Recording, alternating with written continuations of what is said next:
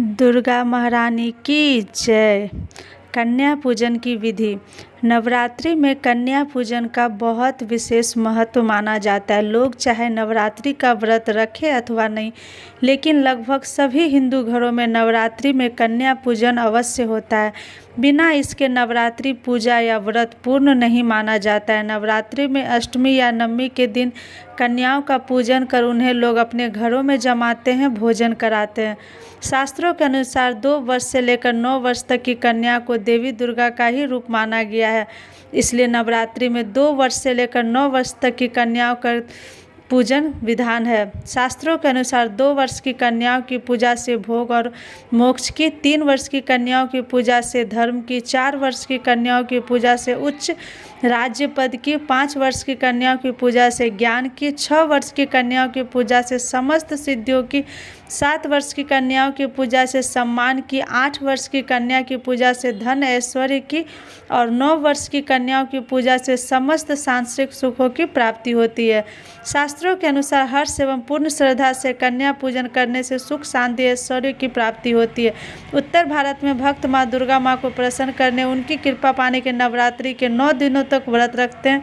नवरात्रि व्रत में अष्टमी तथा नवमी के दिन 9 कन्याओं का पूजन करने का विधान है। जो लोग पूरे 9 दिनों तक व्रत नहीं रख पाते हैं, वे भी नवरात्र का पहला तथा कन्या पूजन से पहले का नवरात्र, सप्तमी या अष्टमी, दुर्गा अष्टमी का व्रत रखते हैं और कुमारी कन्या अर्थात कंजकों की पूजा करते हैं। कन्याओं के पूजन के साथ एक लांगुर भी होना चाहिए।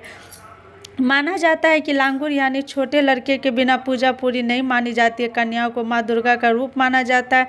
उनके घर आने पर उनके साथ माता रानी के जयकारे लगा कर उनका स्वागत करें, उन्हें हर तरह से प्रसन्न रखें। कन्या पूजन करते समय सबसे पहले सभी कन्याओं के एक एक करके उनके पैर धोए, फिर उन्हें एक साफ आसन पर बिठाए। उसके पश्चात उनके हाथों में कलावा बांधकर उनके माथे पर रोली, कुमकुम और अक्षत का टीका लगाए। उन्हीं कन्याओं में से किसी से घर के सभी सदस्यों के हाथ में कलावा बंधवाए व माथे पर टीका भी लगवाए।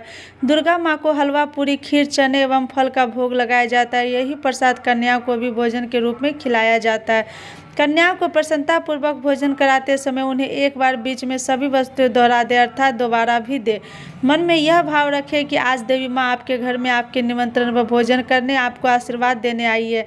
घर में कन्या पूजन करने से सभी तरह के वास्तु और ग्रह जनित दोष भी स्वतः समाप्त हो जाते हैं। कन्याओं को भोजन कराने के बाद उन्हें अपने सामर्थ्य अनुसार भेंट, उपहार, दक्षिणा भी दी जाती है।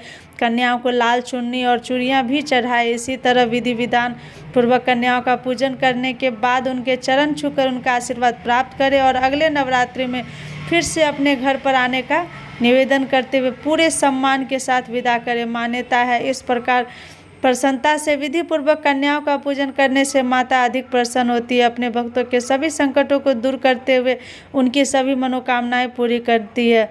बोलिए दुर्गा महारानी की जय। धन्यवाद।